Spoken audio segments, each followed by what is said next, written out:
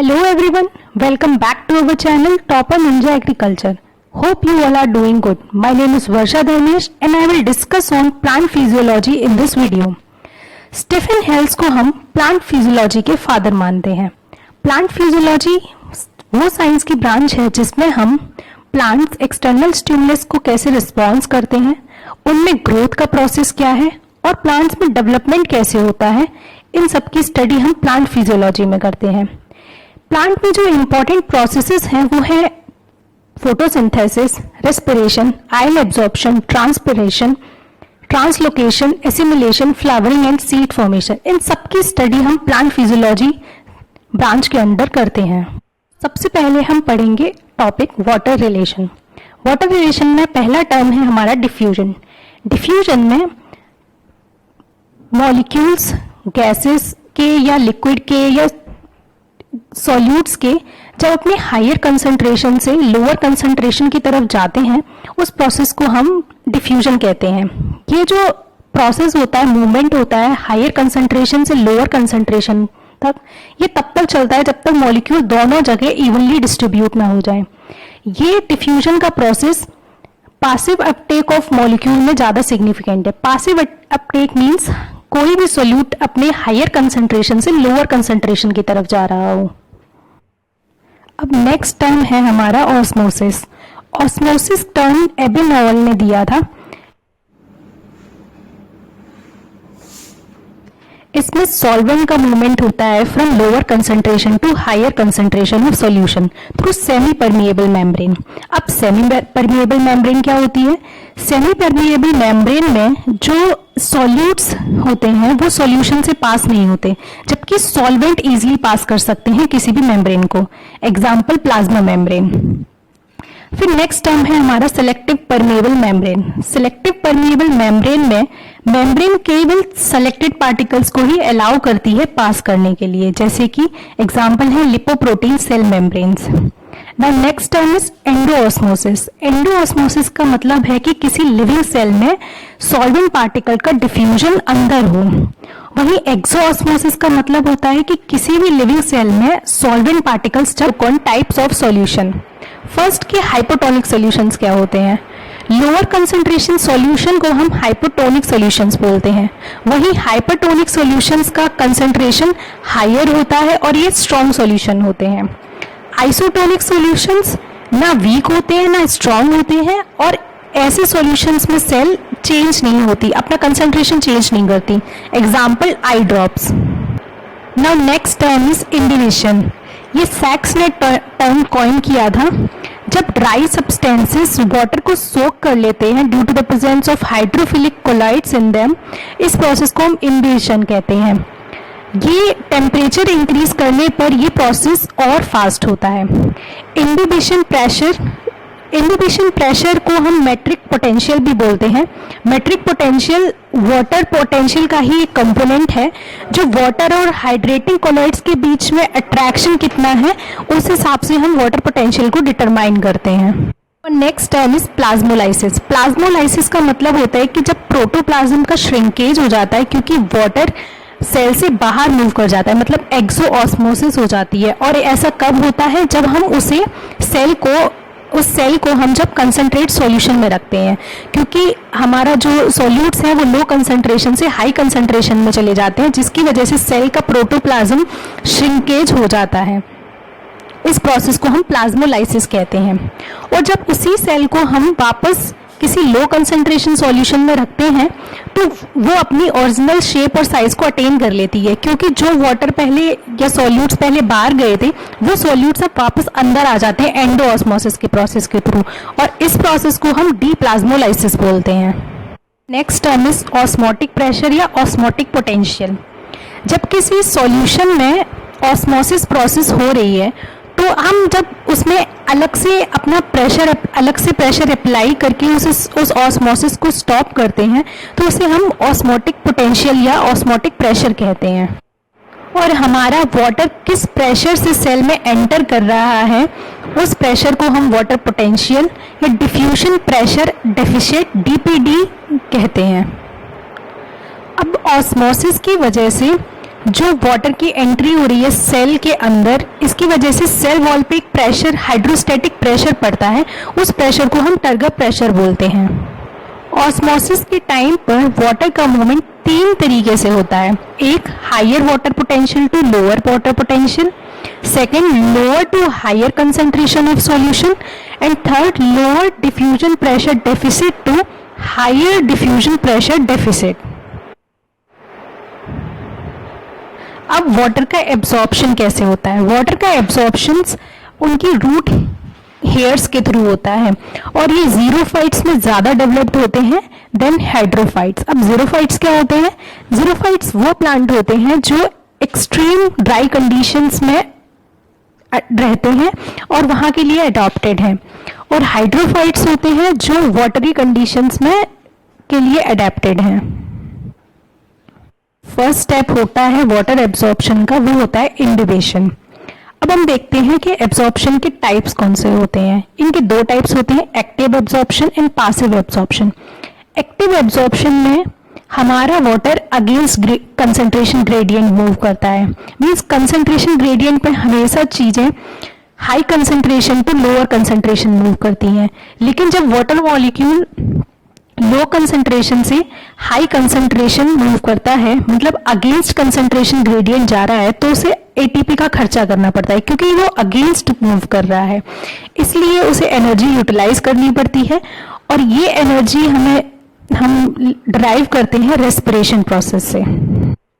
जबकि passive absorption में ये process along the concentration gradient है, मतलब जैसे हमेशा मूव करता है ग्रेडियंट में वैसे ही मूव कर रहा है, तो इसमें हमें कोई अलग से एटीपी यूटिलाइज नहीं करना पड़ता, और ये प्रोसेस को कंट्रोल करता है ट्रांसपायरेशन। अब हमारा नेक्स्ट टर्म जो हम प्लांट फिजियोलॉजी में यूज करते हैं वो है एसेंट ऑफ सैप। इसका मतलब क्या होता है कि जब हमारे प्लांट के रूट से कोई भी वाटर या इनऑर्गेनिक सॉल्यूट्स का मूवमेंट होता है रूट से लीव्स को या स्टेम को थ्रू जाइलम वेसल्स, तो ये प्रोसेस हमारा ग्रेविटी फोर्स के अगेंस्ट होता है। तो इस टाइम पे वाटर कॉलम वगैरह सब एक टेंशन की स्टेट में रहते हैं, तो इस मूवमेंट को हम एसेंट ऑफ सैप बोलते हैं। चलिए हम क्विकली रिवाइज करते हैं कुछ इंपॉर्टेंट थ्योरीज को। फर्स्ट है हमारी मास फ्लो या प्रेशर फ्लो थ्योरी। ये फूड के मूवमेंट के लिए थ्योरी दी गई थी और ये मंच ने दी थी। नेक्स्ट थ्योरी रिले और क्लैम्बरिंग पंप थ्योरी। ये गॉड लुइस्की ने 1884 में दी थी। इन्होंने इस थ्योरी में एक्सेंट ऑफ सैप को एक्सप्लेन किया था। इसमें इन्होंने बताया था कि जाइलम पैरेन्काइमा सेल्स और मेडुलरी रेज में जब वाटर हमारी रूट से अपवर्ड डायरेक्शन में पंप किया जाता है तो इन सेल्स में कैसे ऑस्मोटिक प्रेशर रिदमिकली चेंज होता है। अब नेक्स्ट थ्योरी पल्सेशन थ्योरी।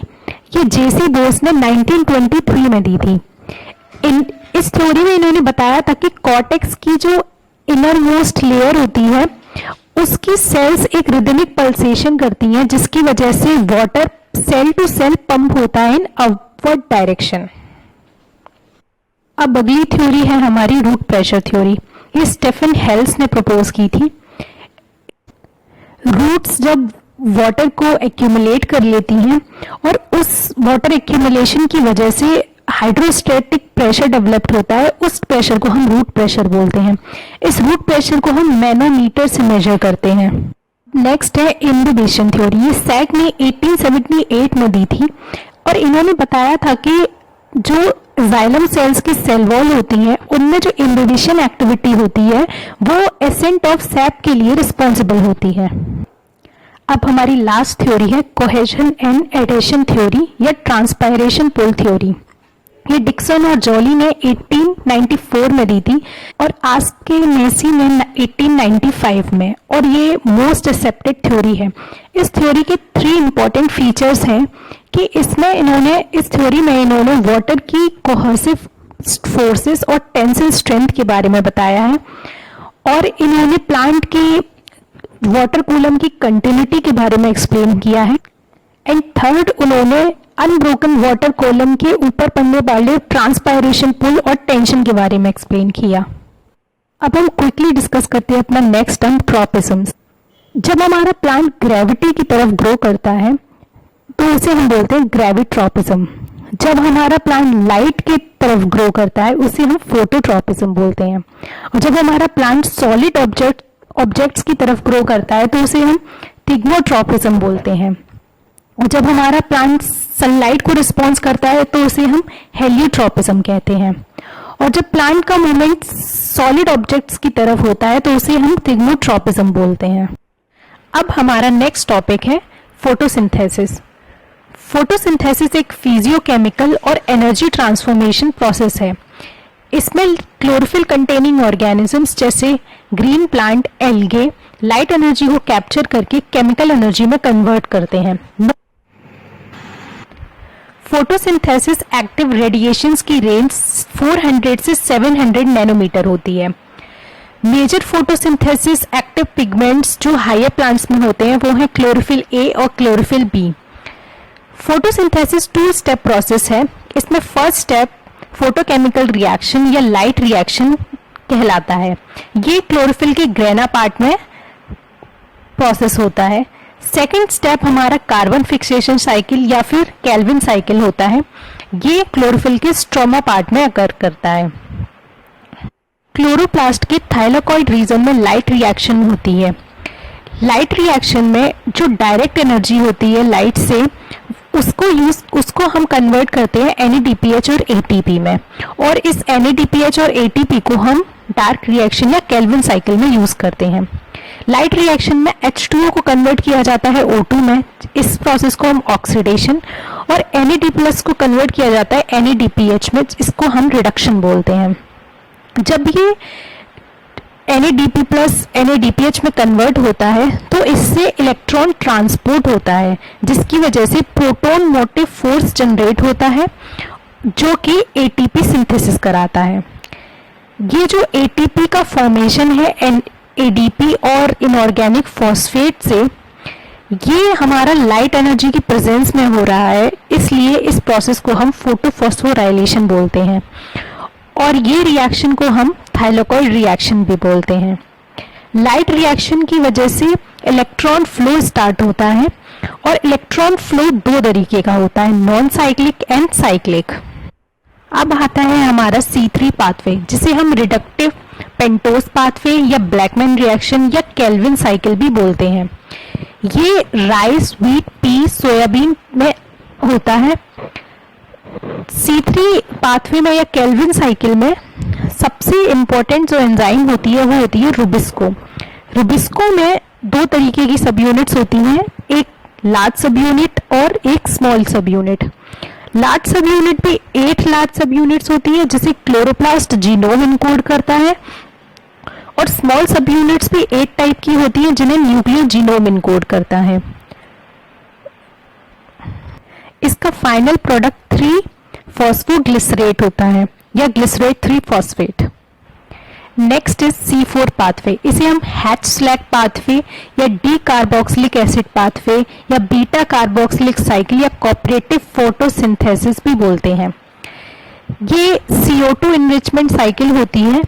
इसे हम C4 साइकिल इसलिए बोलते हैं क्योंकि इनिशियल जो कार्बन डाइऑक्साइड फिक्सेशन के बाद जो प्रोडक्ट मिलता है वो 4 कार्बन एसिड का मिलता है हमें, and that is oxalo acetic acid. ये फोटो रेस्पिरेशन की रेट को मिनिमाइज कर देता है क्योंकि ये CO2 कंसंट्रेशन को इंक्रीज कर देता है at the site of carboxylation. इनके प्रोडक्ट ATP और NADPH2 हैं। ये C4 पाथवे साइकिल्स मेज, सोरगम और शुगर केन फॉलो करते हैं।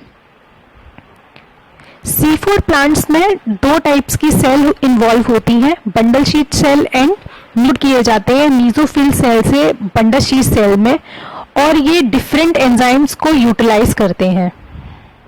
Crassulacean acid metabolism pathway pineapple, खजूर, कैक्टस, सीसल प्लांट फॉलो करते हैं।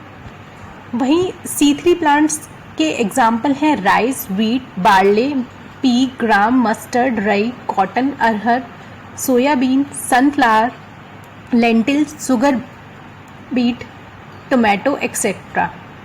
C4 प्लांट्स के एग्जाम्पल हैं maize, sorghum, bajra, sugar cane and millets. Now let's have a look on comparison between C3 and C4 plants on basis of some characters. इनमें C3 और C4 plants में जो first stable product है, C3 plants में first stable product phosphoglyceric acid होता है, जबकि C4 plants में first stable product oxalo acetate acid होता है। C3 प्लांट में वाटर यूज एफिशिएंसी लो होती है, जबकि C4 प्लांट्स में water use efficiency comparatively high होती है। C3 प्लांट्स में फोटोसिंथेटिक रेट लो रहता है, प्लांट्स का फोटोसिंथेटिक रेट हाई रहता है। C3 प्लांट्स में फोटो रेस्पायरेशन रेट हाई होता है, जबकि C4 प्लांट्स में फोटो रेस्पायरेशन रेट कंपैरेटिवली लो रहता है। C3 प्लांट्स का एनर्जी रिक्वायरमेंट्स है 1 CO2, 3 ATP एंड 2 NADPH, जबकि C4 प्लांट्स 1 CO2, 5 ATP और 2 NADPH को यूटिलाइज करते हैं। केल्विन साइकिल C3 प्लांट्स में प्रेजेंट होती है और C4 प्लांट में एब्सेंट होती है। C3 साइकिल के CO2 एक्सेप्टर राइबोस 1,5 डाइफॉस्फेट होते हैं और C4 प्लांट्स के carbon dioxide acceptor phosphoenol pyruvate होते हैं। Now our next topic is respiration. Oxidation of organic compound is respiration. Respiration में मेनली दो प्रोसेस इन्वॉल्व होते हैं। फर्स्ट फिजिकल प्रोसेस, जिसमें लिविंग ऑर्गेनिज्म ऑक्सीजन को इनटेक करते हैं और CO2 को एमिट करते हैं, और सेकंड प्रोसेस होता है केमिकल प्रोसेस, जिसमें फ्यूल मॉलिक्यूल्स जैसे शुगर, फैट्स को हम ब्रेक डाउन करके उनसे एनर्जी। प्लांट्स की रेस्पिरेशन में 3 स्टेजेस होती हैं। First glycolysis, second Krebs cycle, third electron transport cycle. Glycolysis का प्रोसेस प्लांट्स में साइटोप्लाज्म में होता है और इसमें alpha D glucose respiratory substrate होता है, जो कि फाइनल प्रोडक्ट पायरुवेट में कन्वर्ट किया जाता है। ग्लाइकोलाइसिस के 2 फेज होते हैं। फर्स्ट फेज जिसमें हम ATP का कंजप्शन करते हैं, जिसको हम एंडोथर्मिक प्रोसेस बोलते हैं, और सेकंड फेज जिसमें हम ATP का प्रोडक्शन करते हैं, जिसको हम एक्सोथर्मिक फेज बोलते हैं। तो हमारा जो नेट गेन होता है ATP का ग्लाइकोलाइसिस में, वो होता है 2 ATP, और जो ग्रॉस प्रोडक्शन होता है ATP का, वो होता है 4। द नेक्स्ट स्टेज होती है हमारी क्रेब्स साइकिल। क्रेब्स साइकिल हमारे प्लांट्स में माइटोकॉन्ड्रिया में होती है। In this acetyl coenzyme A is oxidised into carbon dioxide. इसमें फर्स्ट जो 4 कार्बन कंपाउंड है वो कैरियर की तरह एक्ट करता है एसिटाइल कोएंजाइम A का, और इस कैरियर कंपाउंड का नाम होता है ऑक्सैलो एसीटेट। फिर हमारी next stage electron transport chain inner mitochondrial matrix में होती है, जहां तो एक मॉलिक्यूल ऑफ ग्लूकोज से रेस्पिरेशन की प्रोसेस में हमें 36 ATP का नेट गेन होता है और 38 ATP का ग्रॉस प्रोडक्शन होता है। ये सब डिस्कशन तो हमारा एरोबिक रेस्पिरेशन का था। वहीं अगर एनारोबिक रेस्पिरेशन होता है तो उसके फाइनल प्रोडक्ट्स एथेनॉल और लैक्टिक एसिड्स होते हैं। वहीं इलेक्ट्रॉन ट्रांसपोर्ट कैरियर चेन में साइटोक्रोम्स इलेक्ट्रॉन कैरियर की तरह बिहेव करते हैं। 1 मॉलिक्यूल ऑफ ग्लूकोज से हमें 686 किलो कैलोरी एनर्जी मिलती है। 1 मॉलिक्यूल ऑफ ATP से हमें 7.6 किलो कैलोरी एनर्जी मिलती है। वहीं 1 मॉलिक्यूल ऑफ NADPH2 से हमें 52 किलो कैलोरी एनर्जी मिलती है। और हम सब जानते हैं कि energy currency of cell is ATP। Next topic of discussion is photo respiration. जो ऑक्सीजन का अपटेक और कार्बन डाइऑक्साइड का प्रोडक्शन होता है सेल में, वो लाइट डिपेंडेंट होता है, और इस प्रोसेस को हम फोटो रेस्पिरेशन बोलते हैं। ये लाइट के प्रेजेंस में ही होगा और photo respiration 25 to 35 degree Celsius पे बहुत ज़्यादा होता है। फोटो रेस्पिरेशन उन सेल्स में ही होता है जिनमें क्लोरोफिल प्रेजेंट होता है। ये माइटोकॉन्ड्रियल रेस्पिरेशन से अलग होती है। ये C3 प्लांट्स में ज़्यादा प्राइमरली अकर करते हैं देन C3 C4 पर इनका रेस्पिरेटरी सबस्ट्रेट ग्लाइकोलेट होता है। जो रेस्पिरेशन का प्रोसेस होता है वो क्लोरोप्लास्ट, पैरोक्सीसोम्स और माइटोकॉन्ड्रिया में होता है। इस प्रोसेस में कोई एटीपी का प्रोडक्शन नहीं होता। अब हमारा नेक्स्ट टॉपिक है ट्रांसपायरेशन। प्लांट्स के ऐसे पार्ट्स जो एयर में कंप्लीटली एक्सपोज्ड हैं उनसे वाटर का losses in the form of vapour, उसको हम ट्रांसपायरेशन कहते हैं। जो प्रिंसिपल ऑर्गन है ट्रांसपायरेशन का वो लीफ है, क्योंकि लीफ कंप्लीटली एक्सपोज्ड होती है एयर में। अब ट्रांसपायरेशन स्टोमेटा से भी हो सकता है जिसको हम फोलियर, और लेंटिकल से भी हो सकता है जिसे हम लेंटिकुलर बोलते हैं। तो इस तरीके से ट्रांसपायरेशन दो तरीके के होते हैं, फोलियर एंड लेंटिकुलर। अब ट्रांसपायरेशन ज़्यादातर डे टाइम में होते हैं। जो वाटर का लॉस होता है वो वेपर की फॉर्म में होता है, और ये जो वेपर होती है ये purest form of that water होती हैं। ये ट्रांसपायरेशन प्रोसेस स्टोमेटल एक्टिविटी के थ्रू रेगुलेट और कंट्रोल किया जाता है। ये ट्रांसपायरेशन होने के बाद इसका जो आफ्टर इफेक्ट होता है वो लीफ सरफेस को कूलिंग प्रोवाइड करता है। अब जो टाइप्स हैं ट्रांसपायरेशन की वो है स्टोमेटल ट्रांसपायरेशन। इसमें 80 to 90% वाटर का लॉसेस होता है। उसके बाद है क्यूटिकुलर ट्रांसपायरेशन जिसमें 3 to 9% वाटर के लॉस होते हैं। And then next is lenticular transpiration जिसमें 0.1% के वाटर लॉसेस होते हैं। स्टोमेटा स्पेशलाइज्ड एपिडर्मल सेल्स होती हैं। ये लीव्स के लोअर सरफेस में हमें मिलती हैं। जो 97% ट्रांसपायरेशन होता है वो ये स्टोमेटा के थ्रू ही होता है। स्टोमेटा में दो किडनी जैसी सेल होती है जिसे हम गार्ड सेल बोलते हैं। इन्हीं की ओपनिंग और क्लोजिंग से ट्रांसपायरेशन प्रोसेस होता है। जो गार्ड सेल की इनर वॉल जो होती है वो थिक होती है, जबकि जो आउटसाइड वाली वॉल होती है वो स्टोमेटा की ओपनिंग और क्लोजिंग सेल की टर्जिडिटी और फ्लैसिडिटी पर डिपेंड करती है। जब वाटर का कंसंट्रेशन सेल में ज़्यादा होता है तो उस प्लांट सेल के ऊपर एक टेंशन, एक प्रेशर होता है, तो इस टाइम पर cell stomatal cell swell up हो जाती है और वो उस वाटर का लॉस थ्रू ट्रांसपायरेशन करती हैं। जबकि जब वो स्टोमेटल सेल में वाटर कंटेंट लो कंसंट्रेशन में होता है तो ये सेल ये गार्ड सेल्स क्लोज हो जाती हैं और इसको हम फ्लैसिडिटी बोलते हैं। Now what are types of stomata.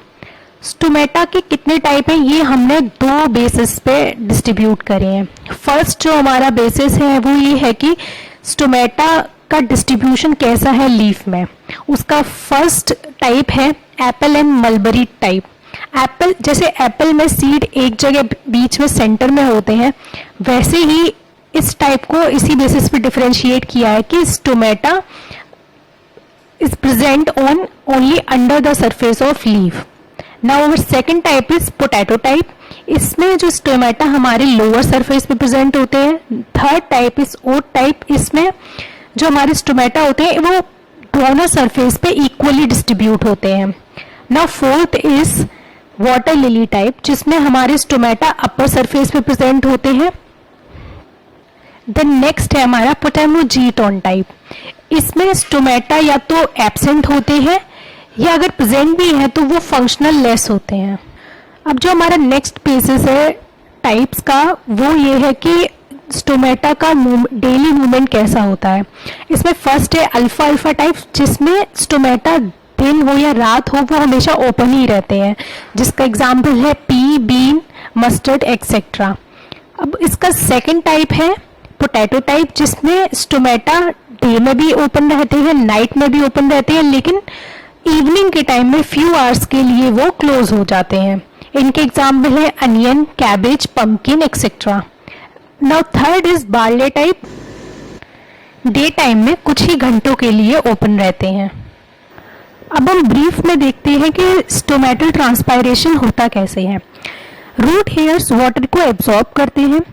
ये रूट हेयर वाटर को एब्जॉर्ब करने के बाद ये जाइलम में ट्रांसफर होते हैं। जाइलम से ये जाइलम वेसल्स में ट्रांसफर होते हैं और वहां से लीफ की ट्रैकियार्ड्स में। ये लीफ की ट्रैकियार्ड्स में ट्रांसफर होने की वजह से उन सेल्स का टर्गर प्रेशर हमारी मेसोफिल सेल्स की इंटरसेलुलर स्पेस में एयर फिल होती है और ट्रांसपायरेशन की वजह से जो वाटर वेपर निकलते हैं वो इन इंटरसेलुलर स्पेस में एंटर कर जाते हैं और वहां से वो एटमॉस्फेयर में रिलीज कर दिए जाते हैं through stomata. Our next term is guttation. Guttation में प्लांट अपने पोर्स के थ्रू, और ये स्पेशलाइज्ड पोर्स को हम हाइडाथॉट्स बोलते हैं और ये मेनली एंजियोस्पर्म में हमें देखने को मिलते हैं। इन पोर्स से नाइट के टाइम पे वाटर का लॉस करते हैं और ये जो पूरा प्रोसेस होता है ये रूट प्रेशर के थ्रू रेगुलेट होता है और इसको हम गटेशन बोलते हैं। जो वाटर का लॉस होता है उसमें सॉल्ट्स और मिनरल्स भी प्रेजेंट होते हैं। Now next term is bleeding. जब कोई प्लांट का पार्ट इंजर्ड हो जाता है और उससे वाटर के लॉस हो जाते हैं, उस प्रोसेस को हम ब्लीडिंग बोलते हैं और ये पूरा प्रोसेस रूट प्रेशर की वजह से होता है। अब चलिए हम चलते हैं अपने next topic growth and development पर। अब ग्रोथ क्या होती है? किसी भी प्लांट पार्ट में जो इरिवर्सिबल चेंज होता है उसको हम ग्रोथ बोलते हैं with respect to size, form, weight, volume etcetera. अब इस ग्रोथ का जो रिजल्टेंट होता है वो होता है डेवलपमेंट। तो डेवलपमेंट में जो हमारा प्लांट होता है, जो प्लांट की सेल होती है वो टिश्यू से ऑर्गन और ऑर्गेनिज्म में डेवलप होती है, तो इस प्रोसेस को हम डेवलपमेंट बोलते हैं। अब हमारी ग्रोथ के फेजेस क्या होते हैं? Lag phase, log phase, decreasing growth rate, senescence phase and define. जो इनिशियल ग्रोथ फेज होती है उसे हम लैग फेज बोलते हैं, जहां पे सेल के अंदर कुछ इंटरनल चेंज आते हैं, वो अपने आसपास के एनवायरनमेंट में अपने आप को ससेप्ट करती है। तो इस टाइम पे जो चेंजेस होते हैं वो बहुत स्लो या नेग्लिजिबल होते हैं। उसके बाद आता है हमारी next phase, that is log phase, जिसमें प्लांट की एक रैपिड ग्रोथ होती है और ये ग्रोथ बहुत ग्रैंड होती है क्योंकि इस टाइम पे प्लांट अपने बहुत ही हाई रेट से ग्रो करता है। इसके बाद नेक्स्ट स्टेज आती है डिक्रीजिंग ग्रोथ रेट। एक पर्टिकुलर ग्रोथ को अटेंड करने के बाद उसमें उस ग्रोइंग रेट में एक ग्रेजुअल डिक्रीज आने लगता है, या मीन्स जो रेट थी ग्रोथ की वो अब डिक्रीज होने लगती है। इसके बाद हमारा नेक्स्ट फेज आता है, दैट इज सेनेसेंस फेज। इस टाइम पे जो हमारा ऑर्गेनिज्म है, जो हमारा प्लांट है, वो मैच्योरिटी तक पहुंच जाता है और उसकी ग्रोथ एकदम रुक जाती है।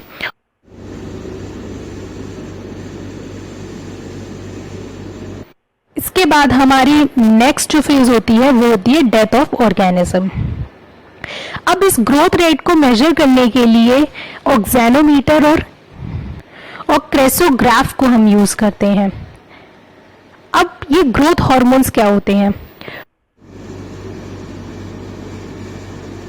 ग्रोथ हार्मोन्स ऑर्गेनिक सब्सटेंस होते हैं जो ज्यादातर प्लांट्स की कंटिन्यूसली डिवाइडिंग जो सेल्स होती हैं, जिन्हें हम मेरिस्टेमेटिक सेल्स बोलते हैं, वहां पे ये प्रोड्यूस्ड होते हैं। और उसके बाद जो प्लांट की एक्शन साइट होती है, मींस जहां से प्लांट को डेवलप करना है, ग्रोथ करना है, वहां पे इन्हें ट्रांसलोकेट किया जाता है। वही प्लांट ग्रोथ रेगुलेटर्स भी एक तरीके के ऑर्गेनिक कंपाउंड्स होते हैं जो प्लांट्स में नेचुरली भी होते हैं और इन्हें हम सिंथेटिकली भी प्रिपेयर कर सकते हैं। ये प्लांट्स में किसी भी फिजियोलॉजिकल प्रोसेस को प्रमोट कर सकते हैं एज वेल एज इनहिबिट कर सकते हैं एक स्मॉल अमाउंट तक।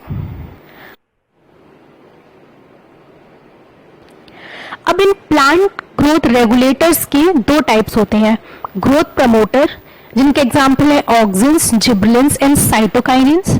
फिर नेक्स्ट है हमारे ग्रोथ इनहिबिटर्स जिनके एग्जाम्पल है एब्सिसिक एसिड एंड इथाइलिन।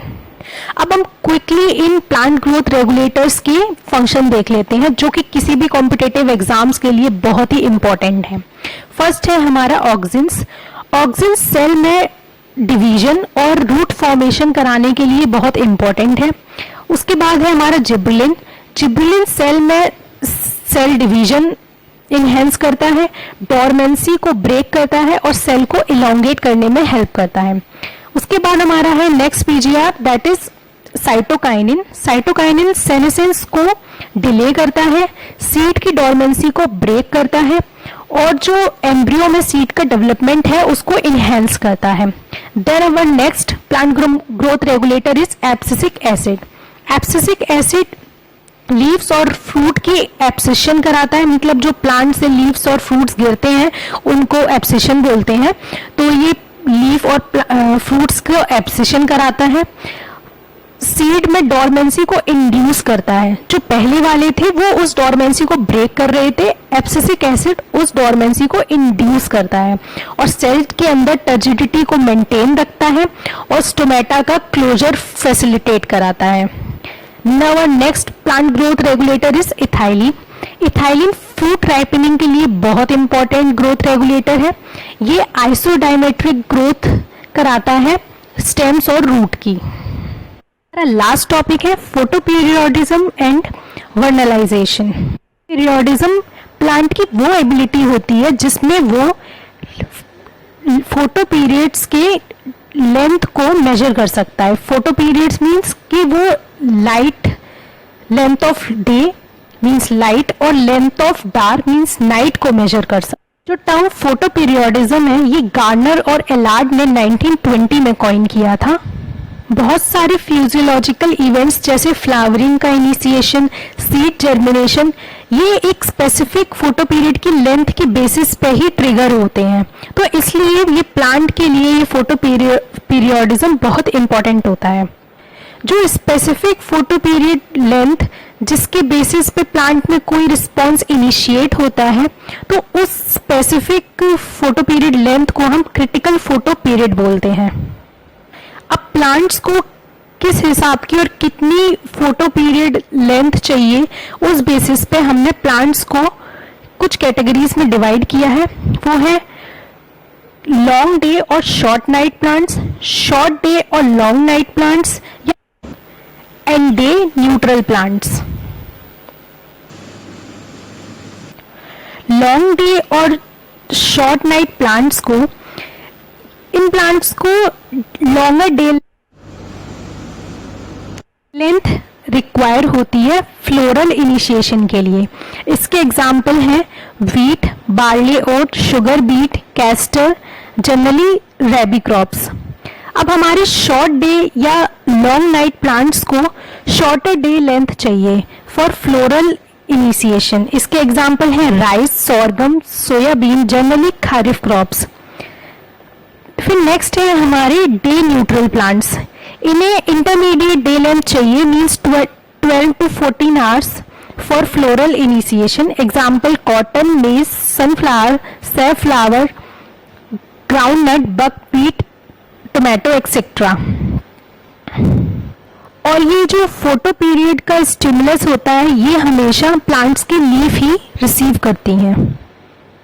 और very last topic is vernalization. Vernalization में हम प्लांट्स में फ्लावरिंग प्रमोट करते हैं by providing low temperature treatment. ये लो टेम्परेचर ट्रीटमेंट हम शूट एपिकल मेरिस्टम को देते हैं। ये जो कॉमन टेम्परेचर रेंज जो हम वर्नलाइजेशन में प्रोवाइड करते हैं वो 0 to 5 डिग्री सेल्सियस होती है। जितना ज़्यादा हम लो टेम्परेचर का एक्सपोजर देंगे अपने प्लांट्स को, उतना ज़्यादा ये इफेक्ट परमानेंट होता है। इस वर्नलाइजेशन के इफेक्ट को हम रिवर्स भी कर सकते हैं हीटिंग के थ्रू। ये ज़रूरी नहीं कि वर्नलाइजेशन अगर हम ट्रीटमेंट दे रहे हैं तो फ्लावरिंग इनिशिएट होगी ही। ये वर्नलाइजेशन से हम अपने प्लांट को कॉम्पिटेंट बनाते हैं फ्लावरिंग के लिए। So students, that was it for this video. I hope you all liked it. Tell us in comment section and thanks for watching.